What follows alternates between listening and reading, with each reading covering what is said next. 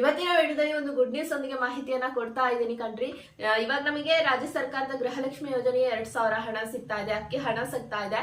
ಇದೆಲ್ಲದರ ಜೊತೆಗೆ ಕೇಂದ್ರ ಸರ್ಕಾರ ಕೂಡ ಅಕ್ಕಿ 5 ಕೆಜಿ ಅಕ್ಕಿ ಜೊತೆ 1000 ರೂಪಾಯಿ ರೇಷನ್ ಕಾರ್ಡ್ ಇರುವಂತವರಿಗೆ, ಅದು BPL ಮತ್ತೆ ಅಂತ್ಯೋದಯ ರೇಷನ್ ಕಾರ್ಡ್ ಇರುವಂತವರಿಗೆ 1000 ರೂಪಾಯಿಯನ್ನ ಕೊಡ್ತೀವಿ ಅಂತ ಹೇಳ್ತಾ ಇದ್ದಾರೆ. ಸೊ ಯಾಕೆ ಕೊಡ್ತಾರೆ, ಏನ್ ಈ ಸ್ಕೀಮ್ ಇದು ಅಪ್ಲೈ ಮಾಡ್ಬೇಕಾ ಹೊಸದಾಗಿ ಅಂದ್ರೆ ಅದ್ರ ಬಗ್ಗೆ ಏನು ಮಾಹಿತಿ ಕೊಟ್ಟಿಲ್ಲ. ಜಸ್ಟ್ ನಾವು 1000 ರೂಪಾಯಿನ ಕೊಡ್ತೀವಿ ಅಕ್ಕಿ ತಗೊಳಕ್ ಹೋದಾಗ ರೇಷನ್ ಕಾರ್ಡ್ ಇರುವಂತವರಿಗೆ. ಬಟ್ ಇಲ್ಲಿ ವಾರ್ಷಿಕ ಆದಾಯ ಎಷ್ಟಿರ್ಬೇಕು ಅಂತ ಮಾತ್ರ ಹೇಳಿದ್ದಾರೆ. ಗ್ರಾಮೀಣ ಪ್ರದೇಶದಲ್ಲಿರೋರಿಗೆ 2 ಲಕ್ಷಕ್ಕಿಂತ ಮೀರಿರಬಾರದು. ನಗರ ಪ್ರದೇಶ, ಒಂದು ಸಿಟಿಯಲ್ಲಿ ನೀವು ಕೆಲಸ ಮಾಡ್ತಾ ಇದ್ದೀರಾ ಅಂದ್ರೆ ನಿಮ್ಮ ವಾರ್ಷಿಕ ಆದಾಯ 3 ಲಕ್ಷಕ್ಕಿಂತ ಹೆಚ್ಚಿರಬಾರದು ಅಂತ ಹೇಳ್ತಾ ಇದ್ದಾರೆ. ಓಕೆನಾ. ಸೊ ಈ ಒಂದು ಕ್ರೈಟೀರಿಯಾದಲ್ಲಿ ಬರುವಂತವರಿಗೆ 1000 ರೂಪಾಯಿ ನಿಮ್ಗೆ ಅಕ್ಕಿ ತಗೊಳಕ್ ಹೋದಾಗ ಸಿಗುತ್ತೆ.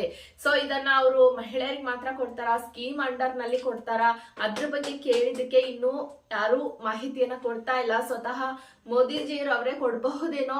ಇದನ್ನ ಜನವರಿ 5ರಿಂದಾನೇ ಶುರು ಮಾಡ್ತೀವಿ ಅಂತ ಹೇಳಿದರೆ, ನೋಡೋಣ.